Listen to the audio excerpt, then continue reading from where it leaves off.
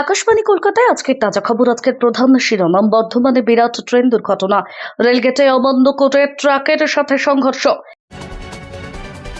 BJP ঘোমটার নিচে খ্যামটার নাচনা নয়, police মন্ত্রী মমতা বন্দ্যোপাধ্যায়কে প্রশ্ন করুন। সৌগতর মন্তব্যে পাল্টা কটাক্ষ সুকান্তর। অনুব্রত কাজল দূরত্ব এবার প্রকাশ্যে, অনুগামীদের বার্তায় সোশ্যাল মিডিয়ায় ছয়লাভ। সৌগতকে পিতামহ ভীষ্মর সঙ্গে তুলনা, নাম না করে কল্যাণকে কি বললেন মদন মিত্র। এবার ১,০০০ টাকা থেকে বেড়ে ২,০০০ টাকা পাওয়া যাবে, বড় আপডেট লক্ষ্মীর ভান্ডার প্রকল্প সম্বন্ধে। তৃণাঙ্কুর জমানার অবসান, তৃণমূল ছাত্র পরিষদের নয়া সভাপতি হচ্ছেন সুদীপ রাহা, জল্পনা তুঙ্গে। রাতারাতি সবাইকে মন্দারমণির হোটেলে ভাঙার নির্দেশ দিয়ে যা বললেন মমতা। জামিন পেলেন বকটুই গণহত্যায় অভিযুক্ত তৃণমূলের ব্লক সভাপতি আনারুল। তৃণমূল বিধায়ককে খুনের চক্রান্ত, দাপুটে বিজেপি নেতার নাম করে বিস্ফোরক তৃণমূল সাংসদ। ভোটের কয়েক ঘন্টা আগে নগদ বিলের অভিযোগে বিজেপি নেতার হোটেল থেকে উদ্ধার টাকার পাহাড়। বিস্তারিত। বর্ধমান যাওয়ার পথে একটি ট্রেন দুর্ঘটনা ঘটেছে। বোঝা থেকে আসানসোল যাওয়ার পথে লোকাল ট্রেনে দুর্ঘটনার শিকার হয়। রেল সূত্রে জানা গেছে, আজ দুপুর 2:40 নাগাদ পূর্ব বর্ধমান জেলার সেলু স্টেশন সংলগ্ন এলাকায় এই দুর্ঘটনা ঘটে। রেলগেট পার হওয়ার সময় একটি ট্রাক দ্রুত চালিয়ে ট্রেন লাইনে ঢুকে পড়ে। এরপর ট্রেনের সঙ্গে ওই ট্রাকটির সংঘর্ষ। তবে ট্রেন চালকের সতর্কতা ও দ্রুত তৎপরতায় বড় ধরনের দুর্ঘটনা থেকে রক্ষা পাওয়া সম্ভব হচ্ছে। দুর্ঘটনার পর স্থানীয় রেলকর্মীরা দ্রুত পরিস্থিতি নিয়ন্ত্রণে আনার চেষ্টা করেন এবং ট্রেনের পরিষেবা স্বাভাবিক করার জন্য কাজ শুরু করেন। রেলের পক্ষ থেকে জানানো হয়েছে যে দুর্ঘটনায় কোনো হতাহত হয়নি, তবে ট্রেন চলাচলে কিছুটা বিঘ্ন ঘটেছে, যার কারণে বেশ কিছু সময় যাত্রীদের অপেক্ষা করতে হচ্ছে। এছাড়াও রেল কর্তৃপক্ষের পক্ষ থেকে প্রশ্ন উঠেছে, কিভাবে ট্রাকটি রেলগেট অমান্য করে লাইনে ঢুকে পড়ল। প্রশাসন থেকে এই বিষয়টি তদন্ত করে দেখা হচ্ছে এবং দ্রুত পরিষেবা পুনরুদ্ধারের জন্য পদক্ষেপ নেওয়া হচ্ছে। ফিরহাদ হাকিমের পর বর্ষিয়ান সাংসদ সৌগত রায় কসবায় তৃণমূল কাউন্সিলরের খুনের চেষ্টার পর শহরে নিরাপত্তা, বেআইনি অস্ত্র ঢোকা নিয়ে প্রশ্ন তুলেছেন। তিনি বলেছেন, শহরে পিস্তল ঢুকছে, পুলিশ ধরতে পারে না। এই মন্তব্যের পাল্টা নিয়ে বরানগরের অনুষ্ঠানে সৌগত এবং মমতা বন্দ্যোপাধ্যায়কে কটাক্ষ করেছেন কেন্দ্রীয় মন্ত্রী তথা রাজ্য বিজেপির সভাপতি সুকান্ত মজুমদার। তিনি বলেন, পুলিশ মন্ত্রী তথা মুখ্যমন্ত্রী মমতা বন্দ্যোপাধ্যায়কে প্রশ্ন করুন। সুশান্ত ঘোষকে খুনের চেষ্টা ও ভাটপাড়া তৃণমূলের প্রাক্তন ওয়ার্ড সভাপতিকে খুনের ঘটনায় উত্তাল রাজ্য রাজনীতি। অপরাধী ও রাজ্যের অস্ত্রের প্রবেশ নিয়ে প্রশ্নের মুখে পড়েছে পুলিশের ভূমিকা। সেই আবহে ফিরহাদ এবং সৌগতর মন্তব্যে চাপ সৃষ্টি হয়েছে দলের অন্তরেও। স্বাভাবিকভাবে সুযোগ হাতছাড়া করেনি বিজেপি ও বরানগরের সিটিজেন ফোরাম আয়োজিত বিজয় সম্মেলনের অনুষ্ঠানে কেন্দ্রীয় মন্ত্রী বলেন, ঘোমটার নিচে খ্যামটার নাচনা নয়। উনি পুলিশের ভূমিকা নিয়ে তুলেছেন প্রশ্ন, কিন্তু প্রশ্নটা যদি তুলতে হয় তাহলে পুলিশ মন্ত্রীর ওপর তুলুন, মমতা বন্দ্যোপাধ্যায়কে প্রশ্ন করুন। অনুষ্ঠান থেকে রাজ্যের বেকারত্ব নিয়েও প্রশ্ন তুলেছেন তিনি। পড়াশোনা করে এখন বাংলাতে চাকরি পাওয়া যায় না, বিষাক্ত মদ খেয়ে মারা গেলে তবে পরিবারের লোকেরা চাকরি পান, এটাকে কি বলে এগিয়ে বাংলা? অনুব্রত মণ্ডল তিহার জেল থেকে ফিরে আসার পরও জেলা রাজনীতিতে দুটি শিবির দেখা যাচ্ছে। একটি শিবির কেষ্ট গোষ্ঠী আর একটি শিবির কাজল গোষ্ঠী, আর এটাকে ঢাকতে সবাইকে নিয়ে চলতে হবে বার্তা দেওয়া হচ্ছে। সেটা আবার অনুব্রত মণ্ডল এবং কাজল শেখের মুখেও শোনা যাচ্ছে। অথচ বিজয় সম্মেলনের অনুষ্ঠানে মুখোমুখি দেখা হয়নি দুজনের। বীরভূমের অন্যান্য বিধায়ক এবং নেতারা দাবি করেছেন, দুজনের মধ্যে কোনো ঠান্ডার লড়াই নেই। তাহলে মুখ্যমন্ত্রী তথা তৃণমূল সুপ্রিমো পৃথকভাবে দুই নেতাকে ফোন করলেন কেন, উঠছে প্রশ্ন। মঞ্চ থেকে দুজনেরই সমন্বয়ের বার্তা কদিন আগে দিয়েছেন। যদিও কোর কমিটির বৈঠকে দুজনে মুখোমুখি হয়েছেন। তৃণমূল কংগ্রেসের বীরভূম জেলার সভাপতি অনুব্রত মণ্ডল জামিন পেয়ে ফেরার পর থেকেই তার সঙ্গে জেলা সভাধিপতি কাজল শেখের দূরত্ব নিয়ে চর্চা তুঙ্গে। এই চর্চা বাড়ছে কারণ দলের বিজয় সম্মেলনের কোনো মঞ্চেই সভাপতি এবং সভাধিপতিকে একত্র দেখা যায়নি। তবে শনিবার বোলপুরে জেলা তৃণমূল কংগ্রেসের কোর কমিটির বৈঠকে মুখোমুখি হয়েছিলেন কেষ্ট কাজল। কেষ্টকে কোর কমিটিতে যুক্ত করা হচ্ছে। কোর কমিটির বৈঠক শেষে দুজনে কর্মী সমর্থকদের একজোট হয়ে চলার বার্তা দিয়েছেন। তারপরও সাঁথিয়া তৃণমূল কংগ্রেস কর্মীদের সোশ্যাল মিডিয়ায় করা পোস্ট দেখে দূরত্ব আছে বলে মনে করা হচ্ছে। এই পোস্ট থেকে একটা বিষয় পরিষ্কার, এখন অনুব্রত মণ্ডলের কারিশমা সকলকে মান্য করার কথা বলছে। পাল্টা কাজল শেখের অনুগামী হিসেবে পরিচিত সংখ্যালঘু সেলের সাঁথিয়া শহর সভাপতি শেখ আজমের হোসেন ফেসবুকে লেখেন, ইতিহাসটা জানা আছে, তাই তো শহীদ পরিবারের সন্তান জননেতা কাজল শেখ আমাদের হৃদয়ে রয়েছেন। এই পোস্টে দলের অন্তরে বিভাজনকে স্পষ্ট করা হচ্ছে, সেখানে তার অবদান ছোট করা হচ্ছে। অনেকে সেদিনের ইতিহাসটাই জানে না, তাই এই পোস্ট করছে। যদিও আজমের বক্তব্য, কাজল শেখ এবং তার পরিবারের অবদান কিছু কম নয়, তাকে ছোট করার জন্য যে পোস্ট করা হচ্ছে আমরা তার পাল্টা জবাব দিয়েছি। এত কিছুর পরও জেলা তৃণমূল কংগ্রেসের কোর কমিটির আহ্বায়ক বিকাশ রায় চৌধুরীর কথায় আমাদের মধ্যে কোনো বিভেদ নেই। ফের সৌমেজাজে কামরাহাটের তৃণমূল বিধায়ক মদন মিত্র এবার তাঁর নিশানায় দলেরই দুই সিনিয়র লিডার, প্রথম জন সৌগত রায়, দ্বিতীয় জন কল্যাণ বন্দ্যোপাধ্যায়। সৌগতের নাম উল্লেখ করলেও সরাসরি কল্যাণের নাম উল্লেখ করেননি, তবে তার বক্তব্য শুনে পর্যবেক্ষকদের অনেকের মত কল্যাণকে খোঁচা দিয়ে কথা বলেছেন মদন। সম্প্রতি কলকাতা পুলিশের ভূমিকা নিয়ে প্রশ্ন তুলেছিলেন সৌগত রায়। প্রসঙ্গে বলতে গিয়ে কলকাতা পুলিশের পাশে দাঁড়িয়ে ঘুরিয়ে দমদমের সাংসদকে খোঁচা দিয়েছেন মদন। কামারহাটির বিধায়কের কথায় সৌগতদা আমার নেতা, উনি বয়স্ক পিতামহ বিশ্বর লেভেলে চলে গেছেন, তার কথা তো শুনে চলতেই হবে। এরপর রসিকতার সুরে মদন যোগ করেছেন, সৌগতদা কি জানেন যে তার যে সিকিউরিটি, তার কাজ তো নিরাপত্তা দেওয়া, কিন্তু তাকে দিয়ে কি কি কাজ করানো হয় সৌগতদা কি সেটা জানেন? একই সঙ্গে নাম না করে কল্যাণ বন্দ্যোপাধ্যায়কেও আক্রমণ করেছেন মদন মিত্র। দমদা করে রসিকতার সুরে মদন বলেন, আমাদের দলের একজন খুব গুরুত্বপূর্ণ নেতা আছেন, প্রায় সুপ্রিম কোর্টের চিফ জাস্টিস লেভেলের লোক। আর কে জিজ্ঞেস করলাম, পার্টির নাম বলল তৃণমূল কংগ্রেস। এই পার্টিটা কি হবে, কে ঠিক করবে সেটা তো সবাই জানে। প্রসঙ্গত, জুনিয়র ডাক্তারদের একাংশের বিরুদ্ধে থ্রেড কালচারের অভিযোগে পাল্টা সংগঠন গড়েছেন জুনিয়র চিকিৎসকরা। তাদের পাশে না দাঁড়ানোর জন্য টিএমসিপি রাজ্য সভাধিপতিকে সম্প্রতি আক্রমণ করেছিলেন কল্যাণ।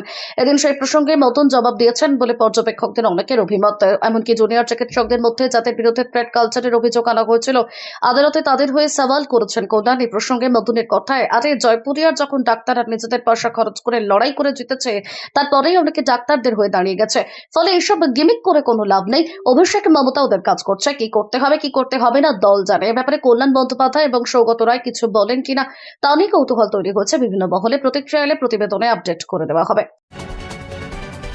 পশ্চিমবঙ্গের মুখ্যমন্ত্রী মমতা বন্দ্যোপাধ্যায়ের উদ্যোগে চালু হওয়া লক্ষ্মীর ভান্ডার প্রকল্প রাজ্যের মহিলাদের মধ্যে ব্যাপক জনপ্রিয়তা অর্জন করেছে। 2021 সালে শুরু হওয়া এই প্রকল্পের আওতায় মহিলাদের মাসে ভাতা দেওয়ার ব্যবস্থা রয়েছে।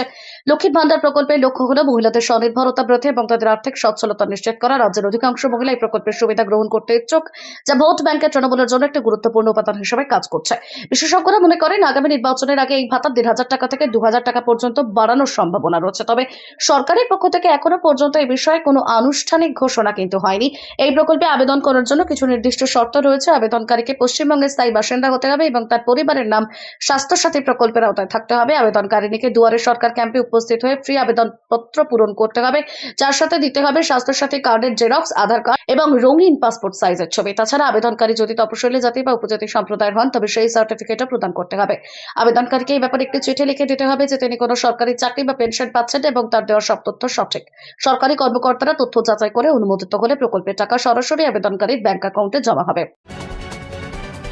দলে বড় সাংগঠনিক রদবদল, আনুগত্য আর নয়, পারফরমেন্সের শেষ কথা। সম্প্রতি কথা শোনা গিয়েছিল তৃণমূলের সেকেন্ড ইন কমান্ড অভিষেক বন্দ্যোপাধ্যায়ের মুখে। রাজ্যের যে সকল পুরসভা এবং এলাকায় তৃণমূল কংগ্রেসের ফলাফল খারাপ হয়েছে, সেখানে বদল আনা হবে, এখন জল্পনা তুঙ্গে। তবে এরই মধ্যে আরেক জায়গায় বড়সড় রদবদলের জল্পনা বেশ জোরালো হয়ে উঠেছে এই মুহূর্তে। তা হলো ছাত্র পরিষদের ক্ষেত্রে।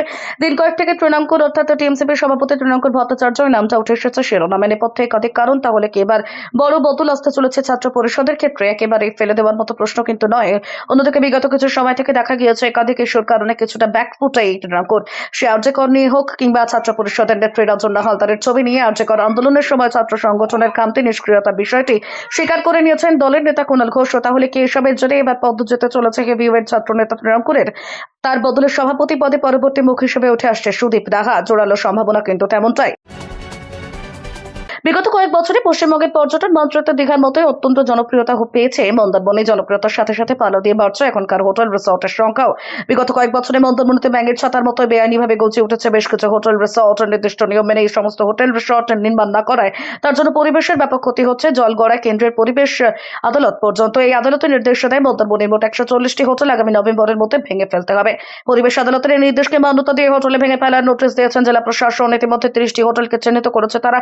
কিন্তু এই খবর রাজ্যের মুখ্যমন্ত্রী মমতা বন্দ্যোপাধ্যায়ের কানে উঠতে রীতিমতো ক্ষোভে ফেটে পড়েন তিনি। নবান্ন সূত্রে খবরের দিন মন্দারমণির এই 140টি হোটেল ভাঙার নির্দেশ দেওয়ার কথা শোনার যার পরই তিনি স্তম্ভিত হয়েছেন। রাজ্যের প্রশাসনিক প্রধান মুখ্য সচিবের সাথে আলোচনা না করে কেন জেলা প্রশাসন এত বড় সিদ্ধান্ত নিল, সেই প্রশ্ন তুলে ক্ষোভ প্রকাশ করেছেন মুখ্যমন্ত্রী। একই সাথে অবিলম্বে জেলা প্রশাসনকে নিষেধাজ্ঞা প্রত্যাহারের নির্দেশও দিয়েছেন তৃণমূল নেত্রী। প্রসঙ্গত, জেলা প্রশাসন মন্দারমণির 140টি বেআইনি হোটেল ভেঙে ফেলার নোটিশ দেওয়ার পর কার্যত রাতের ঘুম উড়ে যায় হোটেল ব্যবসায়ীদের। জেলা প্রশাসনের ভূমিকা নিয়ে ক্ষোভ উগরে দিয়ে তিনি এদিন বলেছেন, প্রতিটি হোটেলে গড়ে 10 জন করে কাজ করলে 140টি হোটেলের ক্ষেত্রে 1400 পরিবার রাতারাতি বেরোজগার হয়ে পড়বেন। তাই এইভাবে সবাইকে পথে বসানোর সিদ্ধান্ত মেনে নেওয়া সম্ভব নয় বলে সাফ জানিয়ে দিয়েছেন তিনি। এদিন একেবারে শেষ বেলায় হোটেল ভাঙার সিদ্ধান্ত বাতিল করার নির্দেশ দিয়েছেন রাজ্যের প্রশাসনিক প্রধান। আর তাতে কার্যত স্বস্তির নিঃশ্বাস ফেলছেন মন্দারমণি হোটেলের ব্যবসায়ী। জামিন পেলেন বকটুই কাণ্ডে অন্যতম অভিযুক্ত বহিষ্কৃত তৃণমূল নেতা আনারুল হোসেন। মেয়ের বিয়ে উপলক্ষে তাকে 7 দিনের জামিন দিয়েছে কলকাতা হাইকোর্ট। 24 নভেম্বর আনারুলের মেয়ের বিয়ে, 27 নভেম্বর জেলে ফিরতে হবে তাকে। মেয়ের বিয়ে উপলক্ষে অন্তর্বর্তী জামিন চেয়ে কলকাতা হাইকোর্টের দ্বারস্থ হয়েছিলেন জেলবন্দি আনারুল। মঙ্গলবার বিচারপতি অরিজিৎ বন্দ্যোপাধ্যায়ের এজলাসে সেই আবেদনের শুনানি ছিল। সেখানে আনারুলের আইনজীবী বলেন, 24 নভেম্বর আনারুলের মেয়ের বিয়ে ঠিক হয়েছে। পিতা হিসেবে মেয়ের বিয়েতে দায়িত্ব পালনের জন্য সেখানে তার উপস্থিত থাকাটা একান্ত প্রয়োজনীয়। আনারুলের আবেদনের ভিত্তিতে তাকে 7 দিনের জামিন দেন বিচারপতি বন্দ্যোপাধ্যায়। 2022 সালের 21শে মার্চ রামপুরহাটের বকটুই গ্রামে ভাদু শেখ নামে এক তৃণমূল নেতা খুন হন। স্থানীয় পঞ্চায়েতের উপপ্রধান ছিলেন ভাদু। সেই ঘটনার কয়েক ঘন্টার মধ্যে ওই রাতে বকটুই গ্রামে বিরোধী গোষ্ঠীর বাড়িতে আগুন ধরিয়ে দেওয়ার অভিযোগ ওঠে ভাদুর পরিবার এবং অনুগামীদের বিরুদ্ধে। সেই আগুনে জীবন্ত দগ্ধ হয়ে মৃত্যু হয় নারী, শিশু সহ 11 জনের। নিহতদের পরিবারের অভিযোগ, তৃণমূলের তৎকালীন ব্লক সভাপতি আনারুলের মদতে এই হত্যাকাণ্ড। ঘটনার পর বকটুইয়ে নিয়ে গিয়ে আনারুলকে গ্রেফতার করার নির্দেশ দেন মমতা বন্দ্যোপাধ্যায়। দিন কয়েক পরে আনারুলকে গ্রেফতার করে পুলিশ। এরপর এই ঘটনার তদন্তভার সিবিআইকে দেয় কলকাতা হাইকোর্ট। তারপর আনারুলের বিরুদ্ধে চার্জশিট পেশ করে সিবিআই। 2 বছরেরও বেশি সময় জেলবন্দি থাকার পর অবশেষে মেয়ের বিয়ে উপলক্ষে 7 দিনের জামিন পেলেন আনারুল। যদিও এর আগে তিনি জানিয়েছেন তাকে ফাঁসানো হচ্ছে। পাটপাড়া, জগদ্দল এবং সর্বোপরি ব্যারাকপুরে এখনো কি শান্ত হয়নি? সম্প্রতি নৈহাটি বিধানসভা কেন্দ্রের উপনির্বাচনের দিন সেই ভাটপাড়ায় এক তৃণমূল নেতার খুনের ঘটনায় ব্যাপক চাঞ্চল্য সৃষ্টি হয়েছিল। আর এবার ব্যারাকপুরের তৃণমূল সাংসদ পার্থ ভৌমিককে চাঞ্চল্যকর দাবি করলেন। তার পরিপ্রেক্ষিতে রীতিমতো শোরগোল পড়ে গিয়েছে রাজ্য রাজনীতিতে। সূত্রের খবর, এদিন জগদ্দলের তৃণমূল বিধায়ক সোমনাথ শ্যামকে ঘিরে বিস্ফোরক দাবি করেন তৃণমূল সাংসদ পার্থ ভৌমিক। তিনি বলেন, আমার কাছে খবর আছে সোমনাথ শ্যামকে মার্ডার করার জন্য বিহার থেকে গুন্ডা আনা হচ্ছে। আমি সোমনাথ শ্যামকেও বলেছি এটা একটা 164 করে রাখতে। এছাড়াও পুলিশ কমিশনারের সঙ্গে আমার কথা হয়েছে। আমি খুব স্পষ্ট ভাষায় বলেছি, সোমনাথ শ্যাম যদি মারা যায় তাহলে তার জন্য অর্জুন সিংহ দায় থাকবে। কারণ আর প্রাক্তন সাংসদ অর্জুন সিং এর নাম করে বর্তমান সাংসদ পার্থ ভৌমিক যে বিস্ফোরক দাবি করেন, তাতে রীতিমতো চাঞ্চল্য সৃষ্টি হয়েছে রাজ্য রাজনীতিতে। সব মিলিয়ে গোটা পরিস্থিতি কোথায় গিয়ে দাঁড়ায় সেদিকে নজর থাকবে সকলের। যদিও তার বিরুদ্ধে ওঠা যাবতীয় অভিযোগ অস্বীকার করেছেন তাওরে। পাশাপাশি তিনি এও বলেছেন তিনি তদন্তের জন্য প্রস্তুত। মহারাষ্ট্রে ভোটার ঠিক একদিন আগে ভারতীয় জনতা পার্টির সাধারণ সম্পাদক বিনোদ তাওরের বিরুদ্ধে ভোটারদের নগদ বিলি করার অভিযোগকে কেন্দ্র করে উত্তপ্ত হয়ে ওঠে রাজনীতি। ভোটারদের নগদ বিলের অভিযোগ আনা হয়েছে বিজেপি নেতার বিরুদ্ধে। তাওরের বিরুদ্ধে এই অভিযোগ তুলেছে বহুজন বিকাশ সাগরী। বহুজন বিকাশ সাগরীর কর্মী সমর্থকরা এই ঘটনাকে কেন্দ্র করে স্লোগান তোলেন, বিক্ষোভ প্রদর্শন করেন। তাওরের বিরুদ্ধে নগদ 5 কোটি টাকা বিতরণের অভিযোগ। জানা যাচ্ছে, তাওরে যে হোটেলে ছিলেন তার 406 নম্বর রুম থেকে উদ্ধার প্রায় 10 লক্ষ টাকা নগদ। নির্বাচন কমিশন চাইলে তদন্ত করতে পারে। বিজেপি নেতা তাওরে তার বিরুদ্ধে ওঠা সমস্ত অভিযোগ সরাসরি প্রত্যাখ্যান করেছেন। তিনি বলেন, আমি টাকা বিতরণ করছিলাম না, আমি আদর্শ আচরণ বিধির নিয়ম ব্যাখ্যা করতে গিয়েছিলাম। নির্বাচন কমিশন চাইলে তদন্ত করতে পারে, পুলিশ চাইলে সিসিটিভি ফুটেজ চেক করতে পারে। শিবসেনা ইউটিউব প্রধান উদ্ধব ঠাকুরেরও এই বিষয়ে তার প্রতিক্রিয়া জানিয়েছেন। তিনি বলেন, এই দুর্নীতিবাজ ও রাজ্যে সন্ত্রাস ছড়ানো সরকারকে রাজ্য থেকে উৎখাত করা হোক।